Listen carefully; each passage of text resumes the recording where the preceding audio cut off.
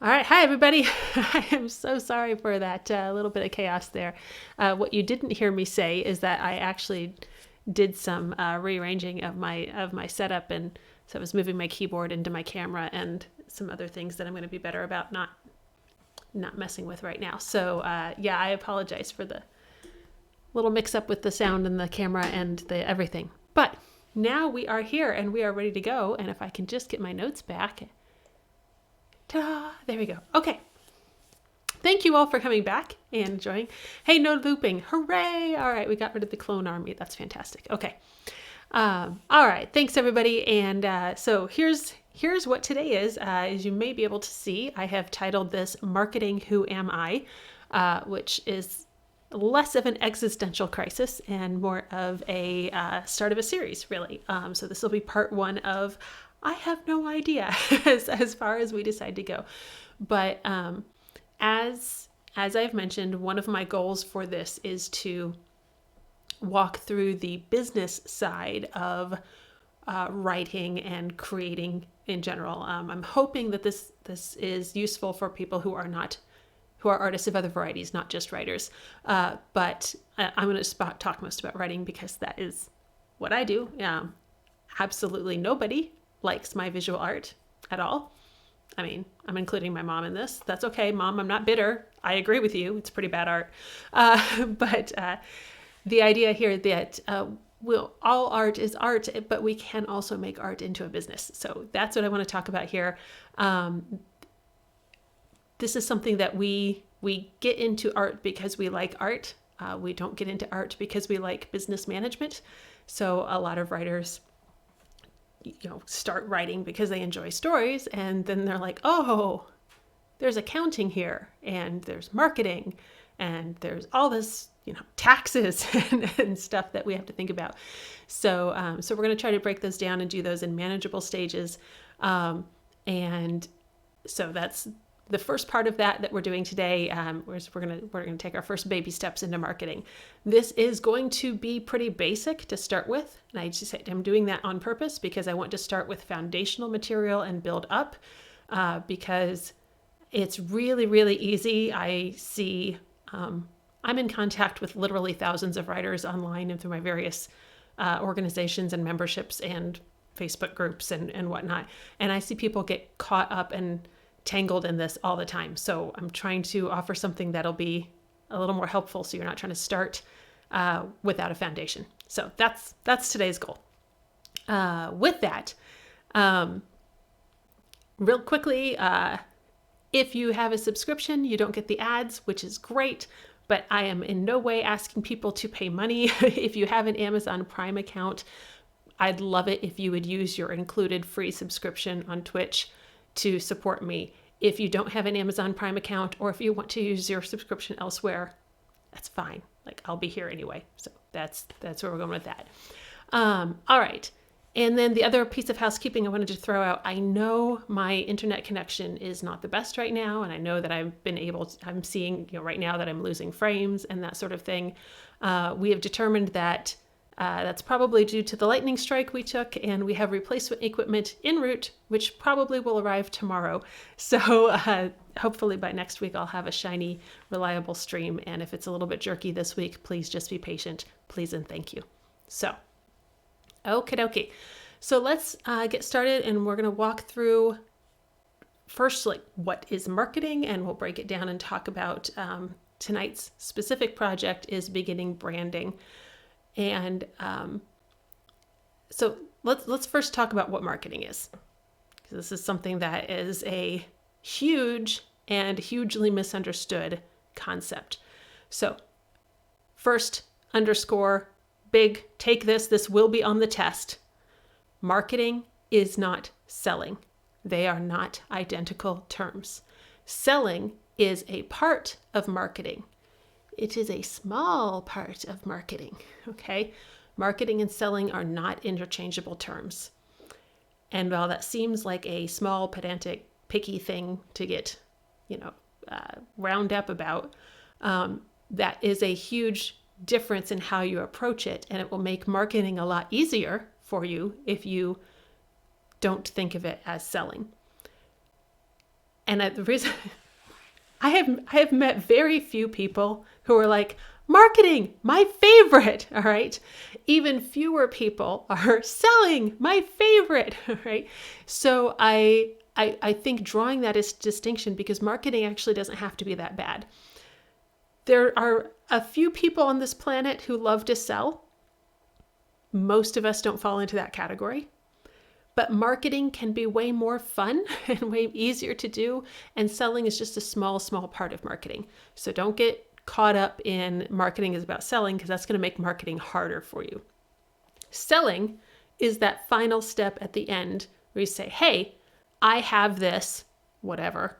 Would you like to pay money for it? That's selling. So that is when I offer you, here is the buy link for my book, and I'm hoping that you will click that link and give me money. All right, so that is selling. Advertising is when, hey, I have this book available. Did you know? And so I'm specifically letting you know, I'm specifically informing about a product that I have available for sale. Branding is when I tell you about me and the kinds of things that I produce. So I'm actually working on these, I'm actually listing these in a reverse order. So we get to selling because we have done advertising. We get to advertising because we have done marketing. If we do them in the wrong order, we annoy people and we get very few sales. So if I walk into, if I knock on your door and I say, hi, my name's Laura. Here's a book. Do you want to give me money? You're probably going to slam that door. That's fair. Okay. I'm just annoying people.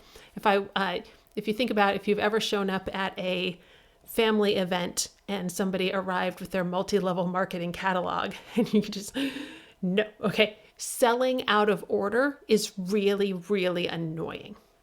So we don't like it. And that's why selling gets bad reputation. That's why marketing gets bad reputation. But selling is just a small part of marketing. So we're going to work our way through this timeline. And so tonight we're specifically going to talk about branding. And I'm just encouraging you to do a little mental check on this.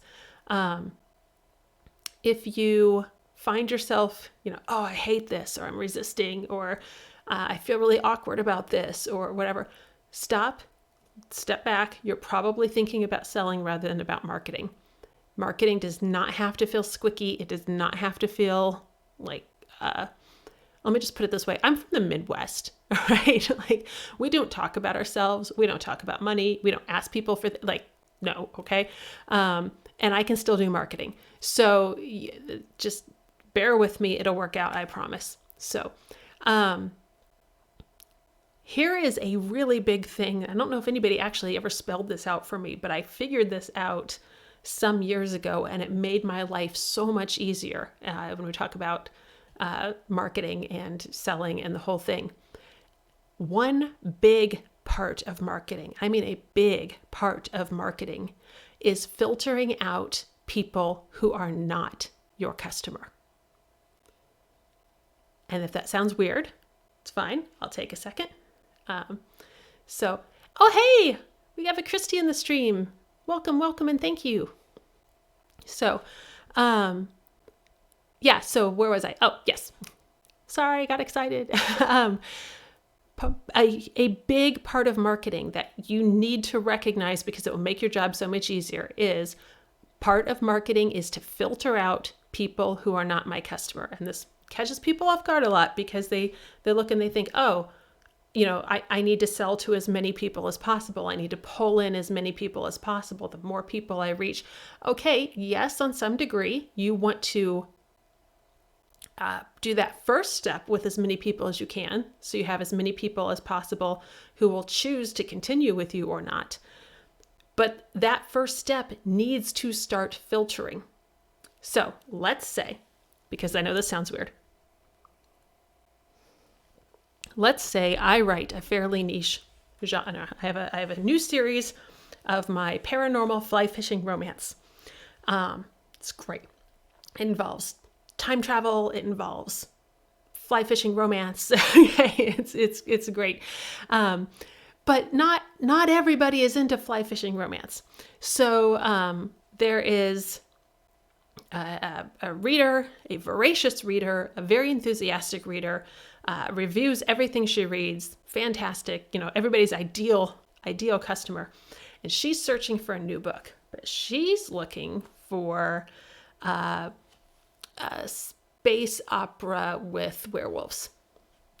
So as she's coming down, the book fair or the library shelf or browsing through Amazon or wherever, and she encounters me for the first time,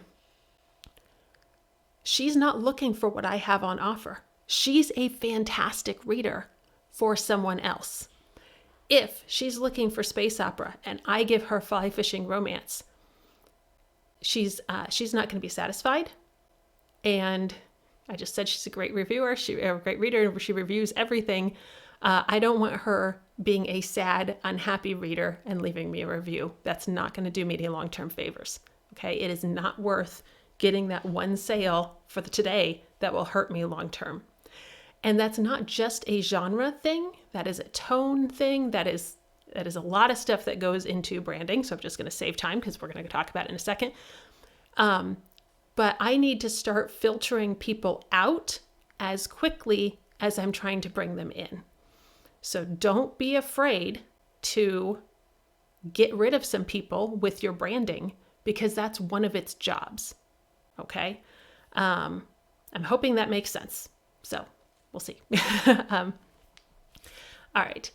So getting people... I would rather get people out of my funnel early on when they don't cost me time, money, and energy.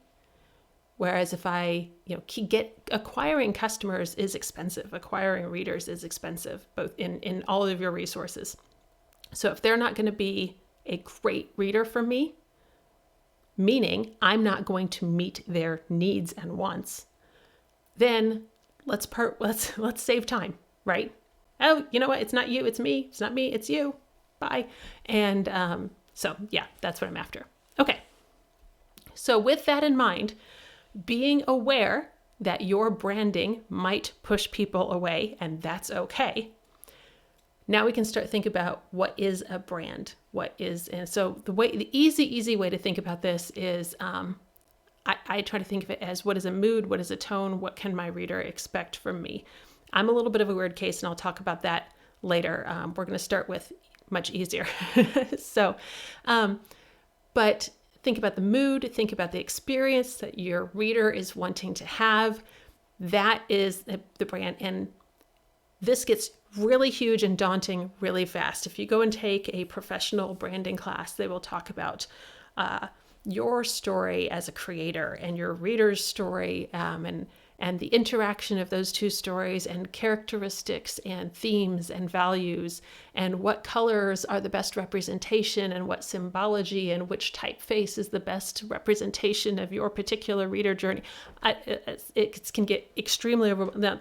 A lot of that's good stuff, and there's a reason people go to school for marketing degrees, but that's really a lot for the average writer to start with, especially if you're self-publishing or if you're responsible for your own marketing.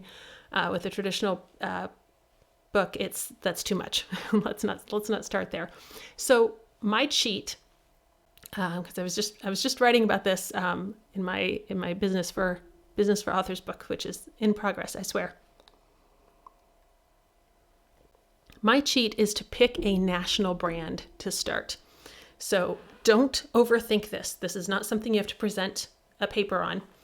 I just want you to get an emotional, yeah, that's me. So are you more KFC or Long John Silver's? Are you more LL Bean or Vera Bradley? Are you more Payless Shoes or, I don't know, I don't shop enough to be able to do this. But pull out, are you more Target or Walmart? Okay. And just grab onto one of those. Don't think about it. And you're not talking about you personally. You're talking about what your books are, what your product line is. And don't overthink about this. Don't try to justify it. Just go with a feel. There is a collection of messages that have been very carefully crafted by people who spent millions of dollars to craft these messages. That is why Target and Walmart feel different. I don't want you to analyze those messages. I want you to just grab on which one of those is you. So if you, let's say you write really high-charged, adrenalized, fast-paced action thrillers or something, and so you're thinking Mountain Dew. I'm just making stuff up here. Work with me. And I'm going to point out this isn't old laid-back hillbilly Mountain Dew. This is reinvented extreme sports fan Mountain Dew, because you can redo your branding and reinvent your brand if you want to. So don't panic that you have to get this 100% perfect on the first try. Mountain Dew certainly reinvented themselves.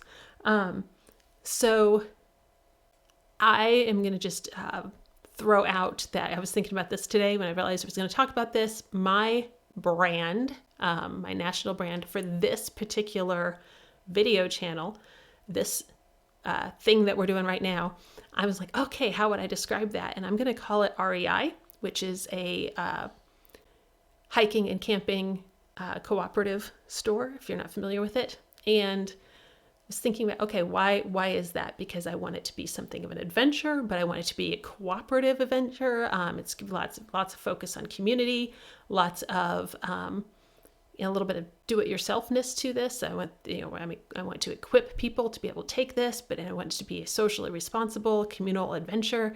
So that's kind of why I realized, okay, so I grabbed REI and then I broke down why did I feel that was a match. So if this is making sense so far, give me a little hey-oh in the comments. And if this is making no sense whatsoever, tell me that, and I can move faster or slower depending on how we're doing. So, okay. So now I've got a big picture brand that somebody else has put a lot of money in to developing. So, like I said, if it's Mountain Dew or what's the Fluvogs, the shoe, right? I think that's a shoe. Or, Coke versus Pepsi or whatever.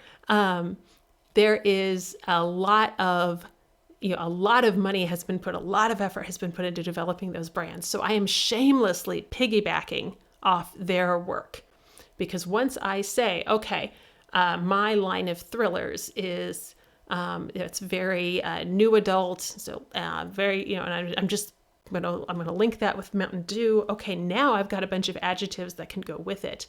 And now I can look at Mountain Dew's branding to get ideas for mine. And I might even lift some of their color palette or something. Again, I can let them do some of the heavy lifting with me. This is not shamelessly picking up Coke's complete brand and walking away with it. Don't do that.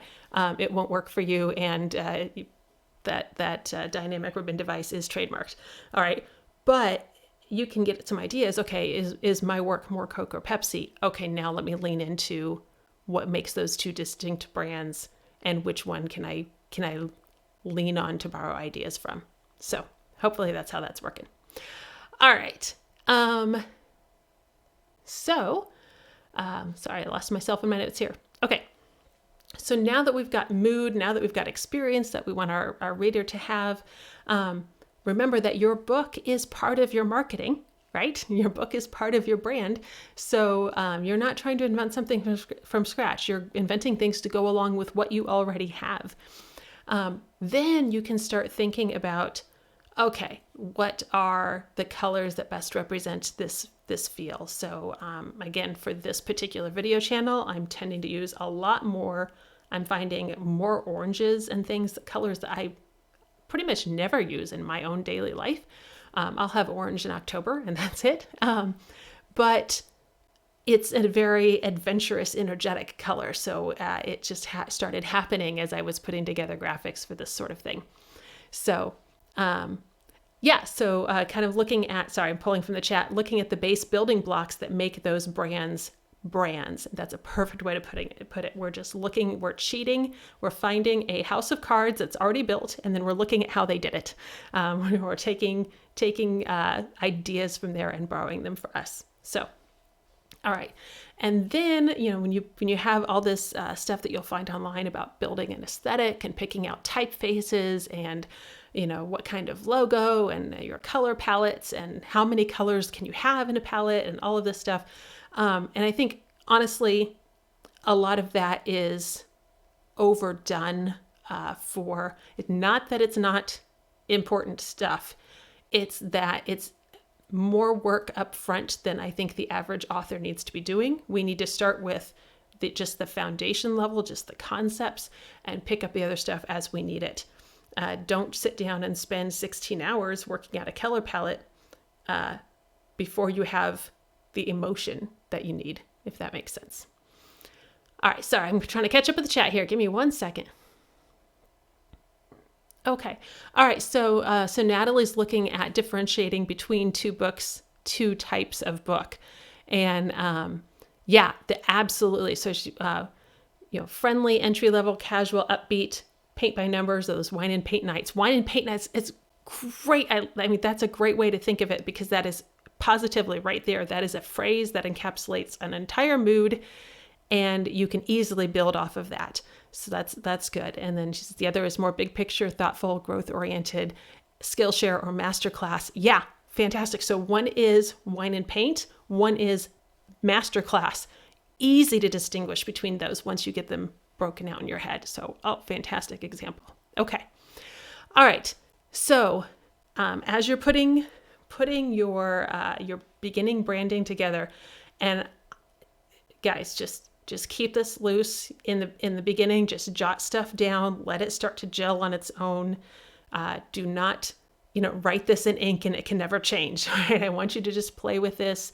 And it's one of those things that the harder you squeeze, the harder it is to hold on to. But if you just kind of cup it together, it starts to gel. Okay, so so now once we've got our brand, our beginning brand, we can start thinking about how we want to present this to a potential reader. And I'm going to sound just a little bit fake here, and I want you to hold on, because that's not where I'm going. But think about what you can maintain, because this is a persona that you're going to present. It doesn't have to be like, I have to be a fake person walking around. That's not where I'm going with this. But in your marketing, which is everything you're doing that pertains to any form of interaction with a potential reader, there needs to be consistency, and it needs to be credible. It needs to be plausible and believable. So, for example, I am never going to be able to sustain a sweet romance persona. That is, I've got friends there. That's authentic for them. I got way too much snark in me. It's just not, I'm not going to be able to maintain sweet. Okay. Now, again, this is not about me faking a representation to the rest of the planet, but I'm going to be writing newsletters. I'm going to be on social media. I'm going to be doing a lot of different things that are going to require me to be consistent and convincing. And I need to be. So if you're looking at this and you're like, oh my gosh, I'm never going to be able to do this, it might not actually be what you have done. All right, step back, make sure you get the right feel. So this is a little bit of a litmus test, because if you're looking at your fly fishing romance, but you hate going outdoors or something, like, okay, did I write that book? Is this the right feel? What is this? What can I break down? All right.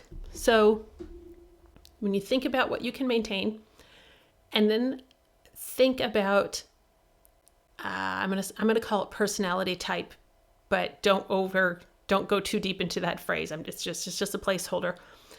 Really think about what's your level of enthusing? Are you calm? Are you perky? Whatever. And this is where you and the brand need to find a comfortable resting place. So I naturally am pretty open and effervescent. I wonder what Laura is thinking, said nobody ever, right? Like it's all out there all the time. But if I were writing a fairly staid, reliable, historical fiction that's, serious and dramatic, perky is probably not the first word that should come to mind when thinking about that brand. Okay.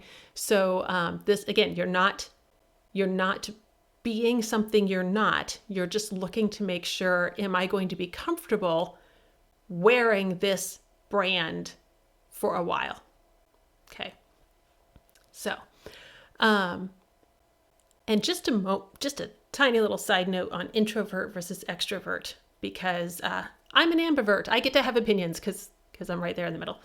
But I see all the time people talking about, well, marketing is difficult because I'm an introvert. I can't do a newsletter, or I can't do whatever, fill in the blank. It doesn't matter because I'm an introvert. So I got some news for you guys. The writing career is designed for introverts. There is no better place for you to be.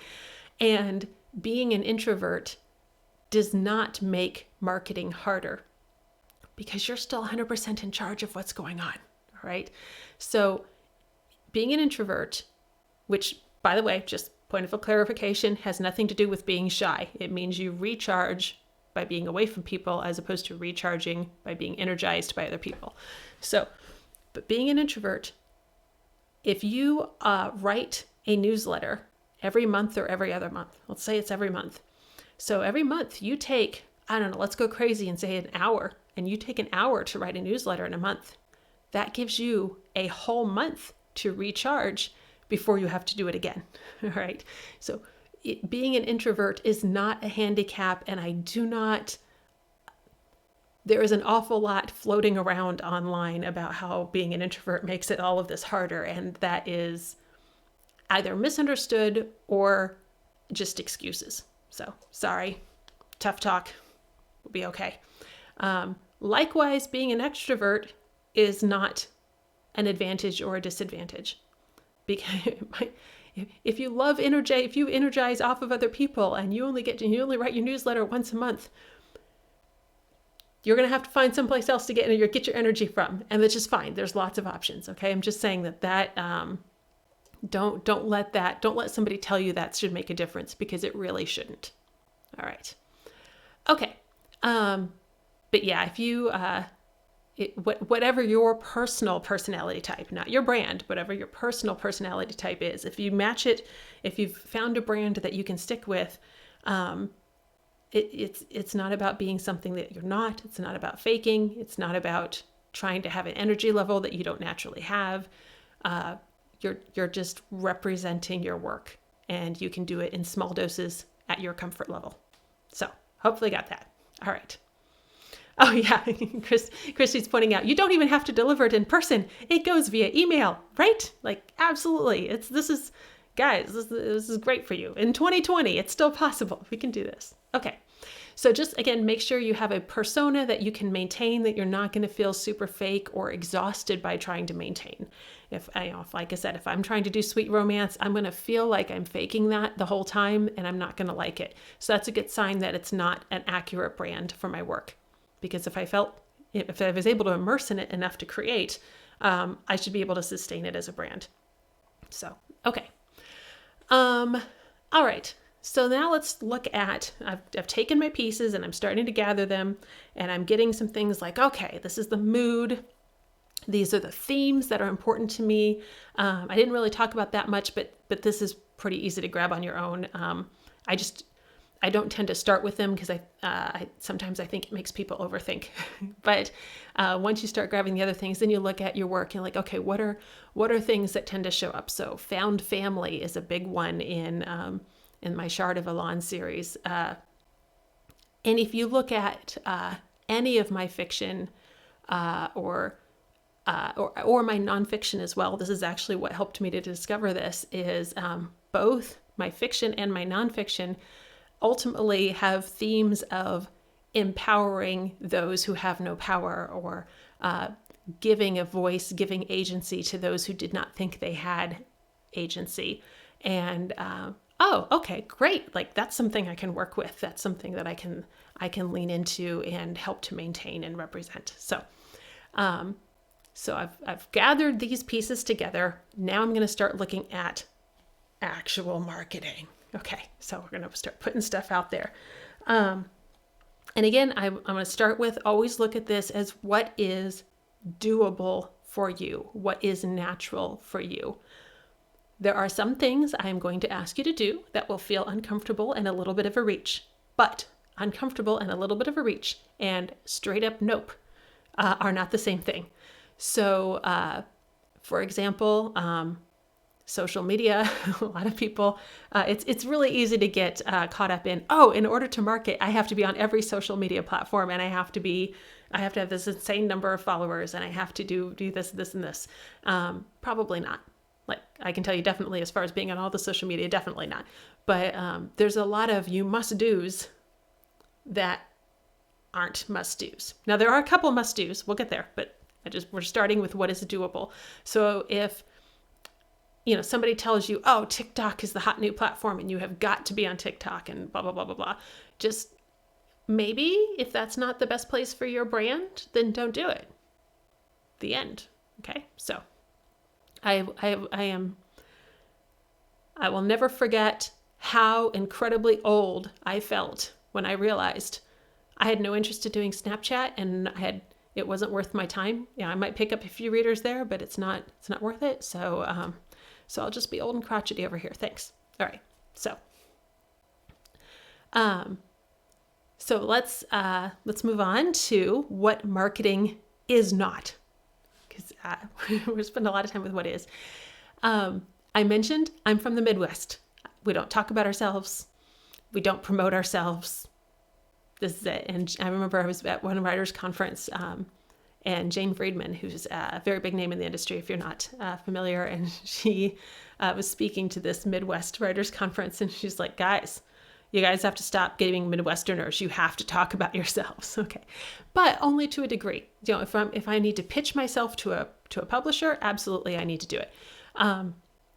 Marketing is not as much talking about myself. It's not as much self-promotion as you may have been led to believe. Again, we're talking about, leaning into our brand. How many Pepsi ads do you see that end with "Buy Pepsi" on the screen? Okay, that's selling. That is less, that's not effective, for one. There's a reason they don't do that. But also that's really annoying, and you wouldn't sit through these ads. So, okay, Christy's joining me in the old people, we don't understand Snapchat club. Yeah, it's like, sorry, can't do this. I don't want to just talk about me all the time in marketing. That's nobody. Marketing is, think of it as you're showing up in any social event. And if I just show up in a social event and talk about myself, boring, annoying, probably not effective for selling. Okay. So we're just putting our brand out there. Again, we are fishing for people who connect with it. So I put my paranormal fly fishing romance out there, and somebody who's searching for middle grade kid lit comes by, goes, paranormal fly fishing romance, no, and keeps going. My brand did its job. I have not failed. I have filtered a person out who was not a match for me. Okay, so that's my first win. Somebody else comes by and goes, paranormal fly fishing, are you kidding? That sounds amazing. Second win. Okay, so now that person's going to come engage with me and pick up the next piece of marketing. So what I'm doing to gather those people, to start that filtration, is I'm just going to keep running with this. Paranormal, fly fishing, romance. Okay, those are 3 things that I can be using. So I'm putting out little paranormal hooks like, oh, here's a true ghost story. Oh, here's a new thing on fly. I don't even know enough about fly fishing to make up. Here's something on tying flies. I think that's a thing. And romance. I'm going to lean into, let's say this is a sweet romance instead of steamy. So I've got some first date ideas. I don't know. I'm just making stuff up. It doesn't matter. The point is I'm putting things out there for people to say, oh, I'm interested in that. Let me follow that a little bit on. Or, oh, I have zero interest in that. Move on, which is still my branding doing its job. So if you think about, you show up at that family gathering or that icebreaker work party or, whatever. And you're just kind of, we walk into the room and you're like, oh gosh, here we are. The person who's standing there with the multi-level marketing catalog, hard pass. All right. Somebody over there and they pull out their phone and you see that they're checking a photo and it's got a prominent puppy picture on it. And they start texting back and more puppy pictures appear. And you're like, wait.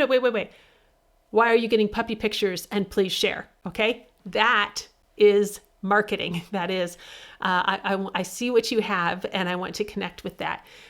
So you find out that you and this person both have pets. And so you start sharing pet photos. So you nerd out over that one weird niche fact in your hobby. So you're find some common ground that is interesting to both of you. So yeah, that's Seeker's helping me out. Yes, people tie flies. Good. All right. So you are connecting over something that you both find interesting. You didn't walk up to this person and be like, hey, I have books about dogs. Do you like dogs? Okay, that's a little pushy, but you started putting dog stuff out there. They put dog stuff out there and you connected over that. Sorry, I just saw Natalie just put in the chat. I have to read this. She's like, at the end of this, I'm going to need some paranormal fly fishing romance. Your ghostly ways are so alluring. You cast a spell over me in the moment when you cast your line. So yeah, okay. There's a group project. There we go. Okay. So where am I going? Okay. Sorry, I got totally distracted by fly fishing romance puns. So let me back up. Selling to most of us is terrifying. That's walking into the room and being like, hey, buy my stuff. Not fun. Connecting with people over stuff you like and they like, way more doable. Okay. We have all had the experience of being on public transit, in an airport, something. Think of something in a world before 2020, when you were in a room with a stranger and you're like, oh, I like silly cat jokes too. Would you like to see my kitten pictures? These are my favorite cat videos on the internet. And so finding that thing that you're both interested in that you can discuss safely and anonymously, that was marketing right there. You just didn't have any reason to take it further. So yeah, think of it in that way and it becomes a lot less terrifying. Okay. Now I wanted to throw in a caveat very quickly, which is if you are a new writer, if you, or I don't even necessarily mean like, if you've just started writing, but if you do not have a catalog of published material, but especially if you have just, more started working on this, take all this information in, keep it, do not spend time on it right now. There is way too much freaking pressure in the writer community right now that is on building your platform and getting followers and getting fans and getting subscribers and all this stuff before you even have a book. What are you getting them for? Okay. Like, you're inviting people into a sales funnel when there is no conclusion. All right. I'm going to say it's way, way better use of your resources to invest that time in developing your craft, editing your book, getting an absolutely phenomenal product, that then you can take that and build on and get those people invested in what you already have to offer and then sell them something at the end. But if you put all that work into your brand and your craft wasn't there yet, your book wasn't edited the way it should be, and it's just not as solid as it should be, you have one chance to make a first impression. You got all those people to come with you. You gave them a product and they're like, oh, okay, I'm done now. Okay. And you haven't made them fans for life. So you only have so much time and energy in the world. First, make your book awesome. Craft is your first priority. Then work on marketing. And you can spend more time on marketing when you have more products to sell. So if you think about if there's a new store opening and, and they've got signs and they've got promotions and they've got, specials and all of these things. And so you show up on the opening day and the store looks amazing, but there's nothing on the shelves. You're done. And you've already had your excitement for the opening, right? So that's it. You're not going to drum up that level of excitement again. So don't push on it until you have some things to sell. So, okay, Christy, yes, good, excellent question in the chat, and we are going to get there. I'm just taking my own sweet time doing it. She asked, is there a happy amount of social media? I get overwhelmed easily by the tons of platforms. Good news, I'm going to recommend you have 2. You could possibly have more than that, but I'm going to say 2, maybe 3 as a primary, but we'll talk about that. So, okay. Oh, yeah, and some more agreement on the way too much pressure to get a complete author platform. Guys, it's not a kit, right? Like you don't sit down and build it in an afternoon and then suddenly you have author platform and it's done. Don't do that to yourselves. That's unrealistic. It's not fair. And it's not fair to you. It's not fair to your readers. Like, don't do that. Take the time, get yourself some amazing books. It's so much easier to market a good book than a bad book. So much easier. Not that the latter is impossible. It's certainly been done, but why make your life hard? Okay. So focus on craft first, get several books. You can certainly start marketing with one book, but if you're going to put that much time and energy into your marketing, sell a couple of books out of it. That's my plan. So, okay. All right. So now as we're starting to put together a marketing plan, again, I want you to kind of let this come together organically because it's very, very easy to just start absorbing ideas that you're told you need to do. So you need to be on social media. You need to be doing this. You need to be having this kind of advertising. You need to be doing this kind of promotion. Maybe. Okay. So take it. And also, again, it's not a kit. You don't sit down in an afternoon and have, your marketing is done. Okay. This is a marathon, not a sprint. Take your time, test things, drop that, pick up this, we're keeping this, and that kind of thing, and take it as you go. It's so easy to burn yourself out if you just go at this full throttle and expect it to be amazing in a week. That is not fair to you. Don't do it. Okay. So as you're looking though at the kinds of things, okay, my fly fishing romance, my paranormal fly fishing romance, I've got ghost stories, I've got sweet romance, I've got outdoors, adventure, camping, hiking, that kind of thing. I've got these different feelings and moods and such to play with here. That's where I'm going to start pulling out some ideas. So, okay, I'm going on a hike. I'm going to talk about this hike that I'm planning. I'm going to put some information out on which streams are the best for this particular hike and this particular fly fishing. And I'm going to share, you know what? My friend Rhonda did a book on haunted hospitals. I'm going to mention that. I'm going to promote her book with haunted hospitals, but people will know that I pointed them towards some good ghost stories. And so you just start pulling things like that out, and those are going to start filling up your hopper of things to share. And again, I'm looking for the strangers who also like cat pictures. Okay, so just think of it as I can find things that are good for my particular niche that other people who like those things would like my stuff. So I'm just building up on that sort of thing. And So that is, then when I'm starting to put together my newsletter, when I'm starting to put together my social media, those are the kind of things I'm going to share.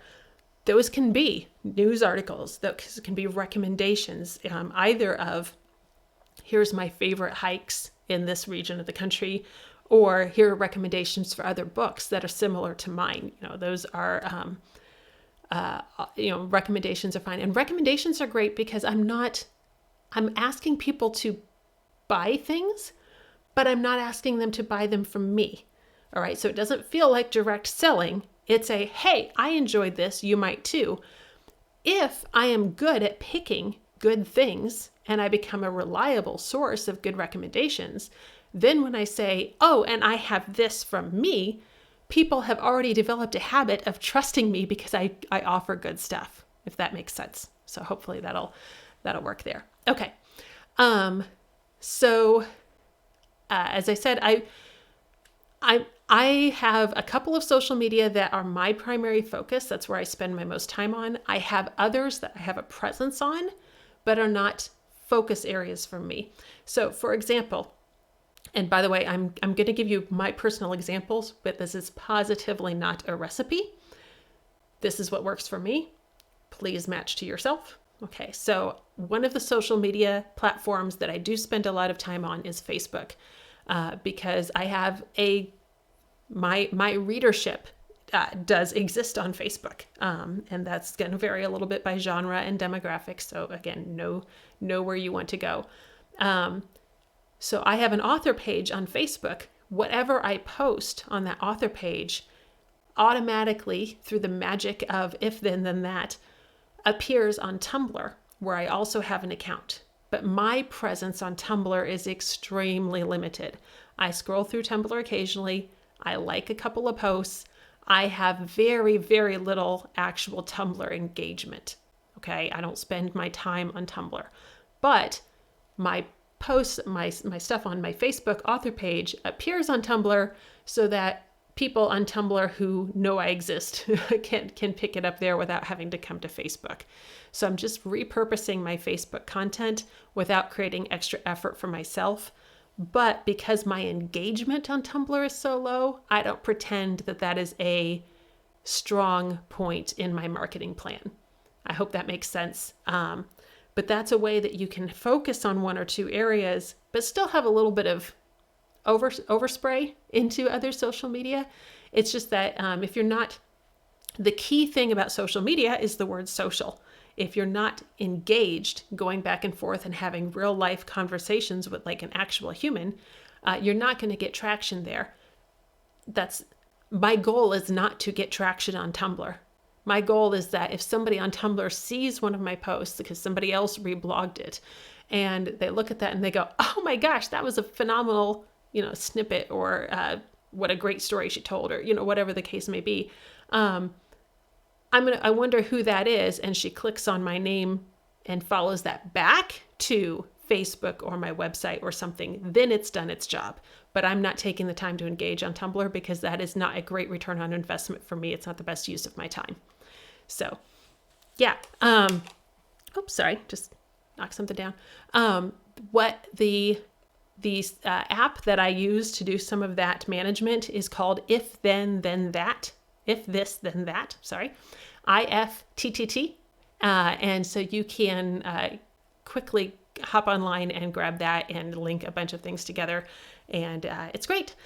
So if I post something on Instagram, that image then appears on my Facebook author page. So it's a way I can do a little repurposing and get extra traction and get extra mileage out of my effort. Excuse me, I'm a lazy. The more work I can, the more results I can get with less work, the better. But again, I just need to be aware if I'm not active on that platform, it's not really part of my marketing. It's just, at that point, I would at best say it's still technically part of marketing. It is advertising as opposed to interactive engagement, which is way better. So, okay. So I mentioned earlier that I'm a little bit of a weird case. And I'm going to throw this out because it will come up. But let me just say that this is definitely a case of do as I say, not as I do. So I have the luxury of not needing to survive off my writing income, which is great. Okay, so if I have a bad month, I don't starve and I don't lose my house. So this is a good thing. Because of that, I have made the choice to do some things differently in my career that I would do in a different way if I did have to live purely off my royalties. So I do not write to market in the same way that some of my friends write to market. That is not a good or bad moral judgment. That is a purely pragmatic choice on their part and my part. So just be aware that some of these are choices that you can make depending on your situation. So I write both fiction and nonfiction. And the fiction that I write is in several different genres. And I do this all under the same name. Not the best choice from a marketing standpoint. As time in the beginning, I tried to keep everything distinct, and it was a lot of time and effort. As time has passed, I have just brought everything together, and I brand as me rather than I brand as an epic fantasy writer or an animal behavior writer or a geeky mystery writer, or pick something. Okay. Now the people who are doing this in a more financially efficient fashion, right? Again, there's no moral judgment. These are matched to your needs, right? So I have a friend I know. She is the sole provider for her multi-purpose household off of her writing income. She has multiple pen names. She writes very specifically to market with a distinct brand for each pen name. And she is able to make way more money than I make because she has set up that system. I am branding as myself. I am Laura, who has lots of opinions, good science, presented in a fun and accessible way, and with some epic feels along as we go. That is me, and it might be epic fantasy, or it might be geeky mystery, or it might be how to socialize your young dog. Okay, but that's all me. So that is more work for less return, and it requires me to break out of my Midwest comfort place and do more self-promotion, because it is more specifically about me, because I need people to pick it up because it's me, not because they'd like that feel. Okay. So that is an option. I'm just telling you that it's probably not the starter plan. So there we go. Put that out there. Okay. So if you have, and so much of this stuff is about making decisions. I'm going to do an entire session later on defining success and how success can be different for different people. And there's many ways to get there if there are many different goals. So that's a thing that'll happen later. But in the meantime, right now, I'm just going to say, think about what your situation is, and don't set your goals or your marketing plans according to someone else's situation. If you have, and I've seen some of the people in my writing groups, they're like, I don't want to be a career writer. Like, I have this one book that I want to get out, fiction or nonfiction or whatever. I have this one book that I want to get out, and that's it. That person is going to have an incredibly different marketing plan than somebody who wants to be writing for the next 30 or 40 years and hopes to make that their primary source of income. Okay, those marketing plans are going to look completely different. One is, I need to maximize this particular one-off book. And one of these is, I need to do a slow build because I need maximum gains at the end. Okay. So if you have the time if you're planning a long-term career, I would say take your time to slow build into this and develop relationships. Relationship is It's going to take time. It's going to take that engagement on the social media. By the way, social media is not for selling. Social media is terrible for selling. Finally, within the last couple of years, the community, the writing community is starting to get onto this. But so many times I see people still trying to sell on social media. And no, social media is for maintaining relationships, and maintaining your brand and keeping people engaged with your brand. It's not that great for selling. So just understand that. But it's great for building relationships. That's where I can share, oh, here's this creepy experience that happened to me last night. It's my house haunted. Okay. That's where I can share, oh, here's this adorable cat video. Or, I can do things to keep people engaged with me, to keep connected with that mood, that experience, all of those things that I want to go into my brand.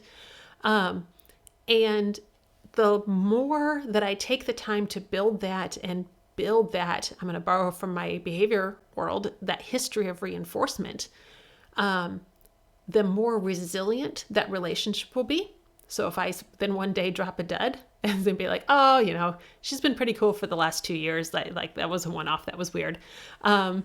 Or the more that they're likely to try something, because I'm in enough to be trustworthy. So if you think about, like, you encounter a new brand of potato chip or cookie or whatever. It's the first time you've ever heard of this brand and you try it. Okay, it might be fine. But unless it's amazing, you're probably not going to try it again, because you've got something else that you like, or, whatever.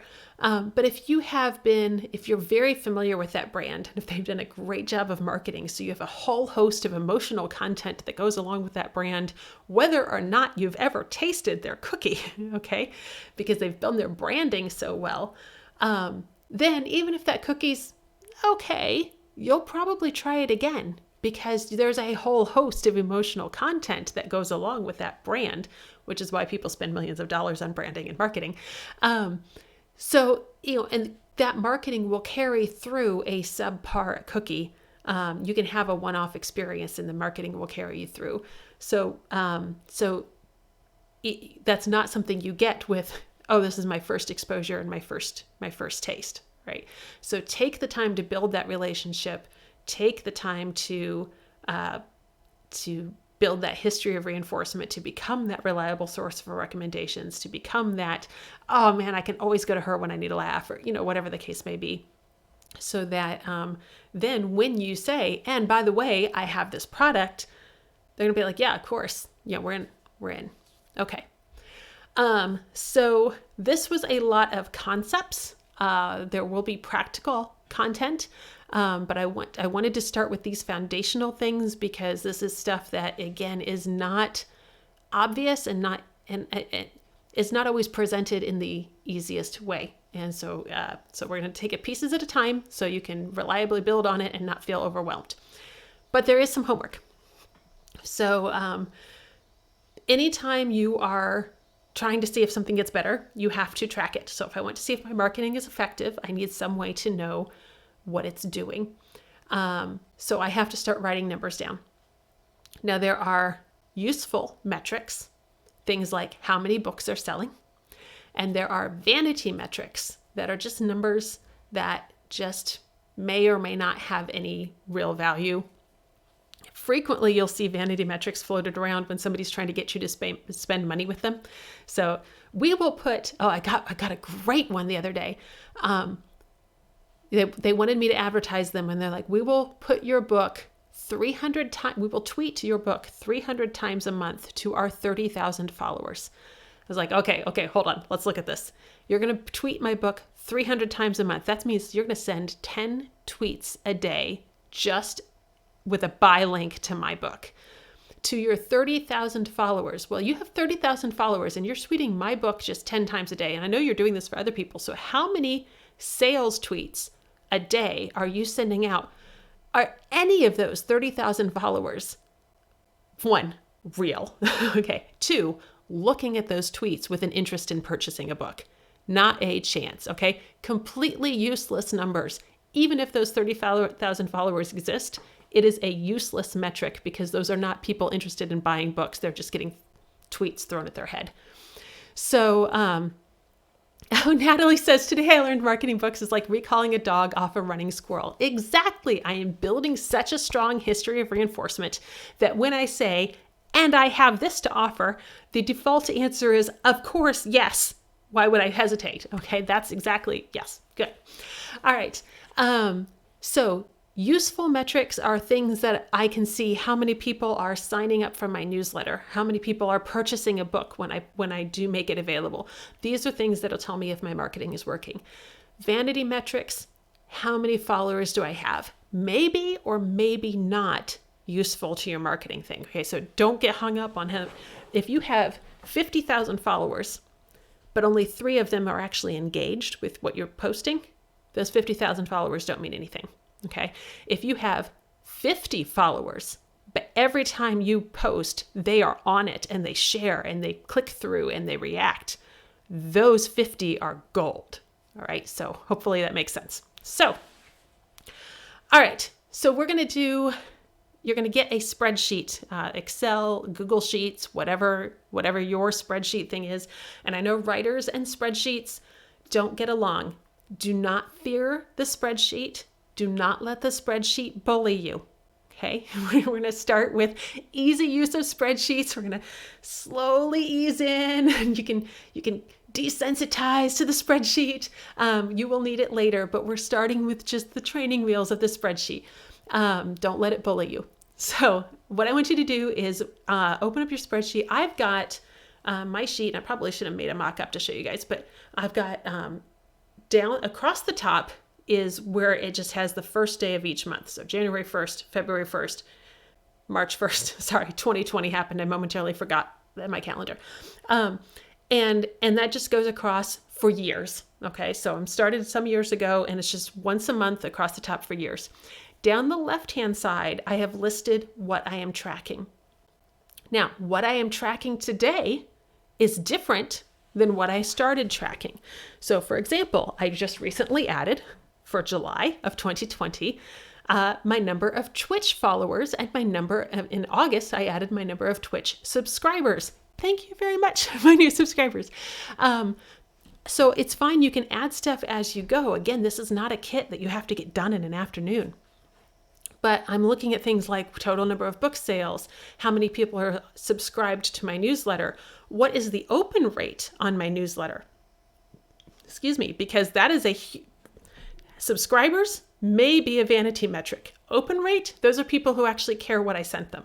All right, so that is, that's a pretty important. I want to track both of those. People who follow me on Facebook, follow me on Twitter, follow me on Instagram. Subscribers versus like on Twitch, there's people you can follow or you can subscribe on Twitch and that kind of thing. So I'm just starting to collect those numbers. So the rule for this month is there's no judgment. This is just data. And this is something that, okay, Christy's like, I'm still afraid of metrics. Okay, Christy, I'm here. This is for you. This is exactly it. A big thing that I tell my behavior clients all the time is when we start tracking data, I'm like, they're just numbers. It's just data. The numbers do not judge you. Okay. And you don't have to give your numbers to anybody else either. It's fine. The numbers do not judge you. I just need to know where I was and where I am so I know if I'm going in the right direction or not.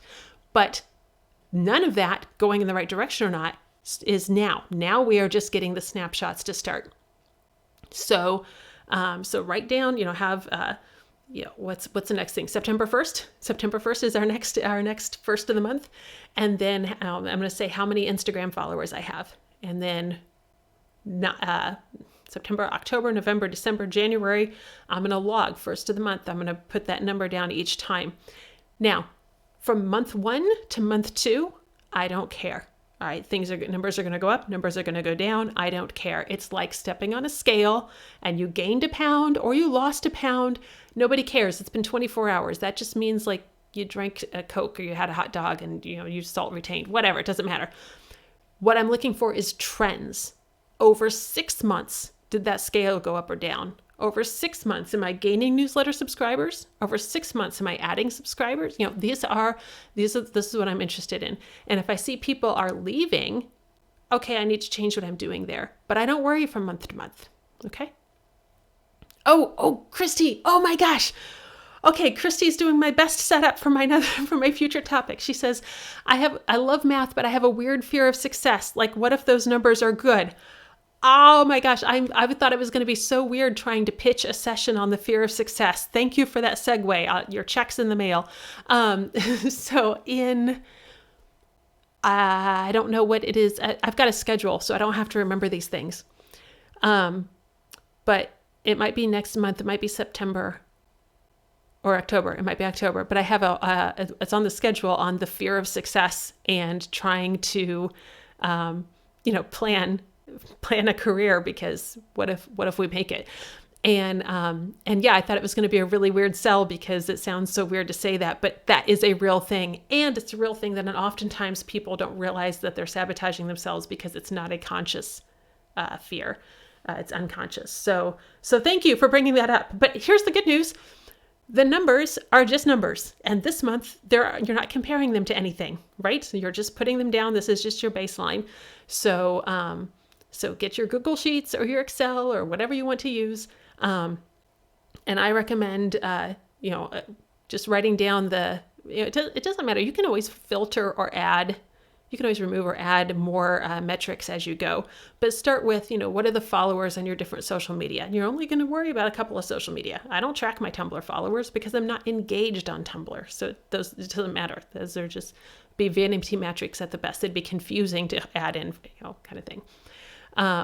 But the platforms where you do actually focus, what are your followers there? What are your subscribers to your newsletter? How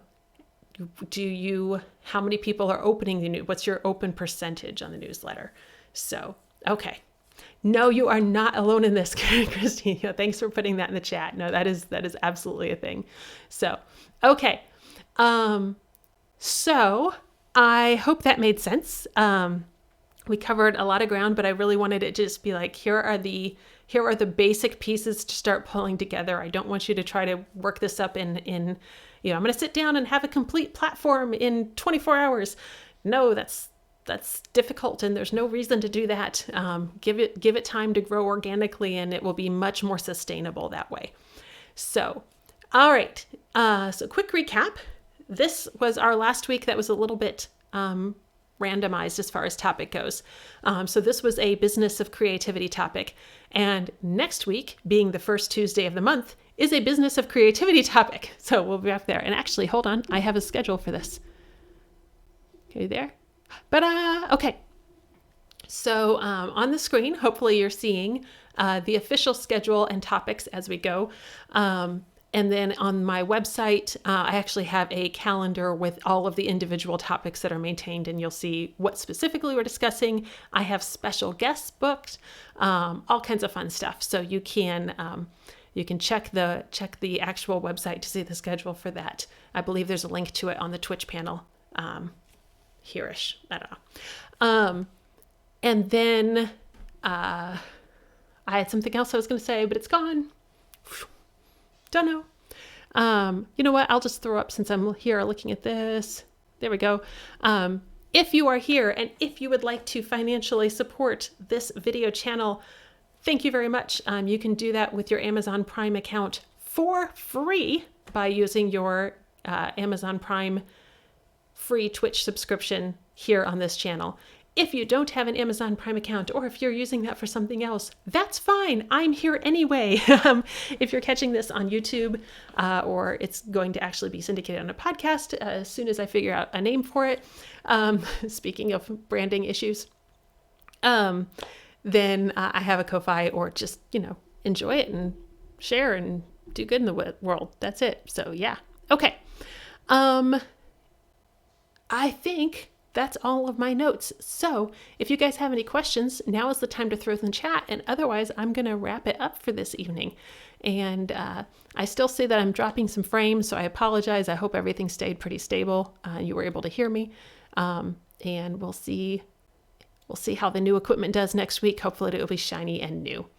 All right, so I'm going to get back to me here. There we go. All right. All right, so that's what I've got for this evening. Thank you guys very much for coming. It was great to see you. And next week we will be doing, that's probably what I wanted to do. Next week we will be doing something called Try Something New. So you've put together all of your pieces in marketing. And next week we're going to talk about attempting something new in marketing. Adventure. So, okay. Oh, okay. Yeah, Christy, we typically... I'm here live on Tuesday evenings, 7 p.m. Eastern, but then about 48 hours later, it goes up on YouTube for replay. So that's how this usually works. So, okay. Thank you guys. I'm officially calling it. Y'all have a lovely evening. Take care. Bye.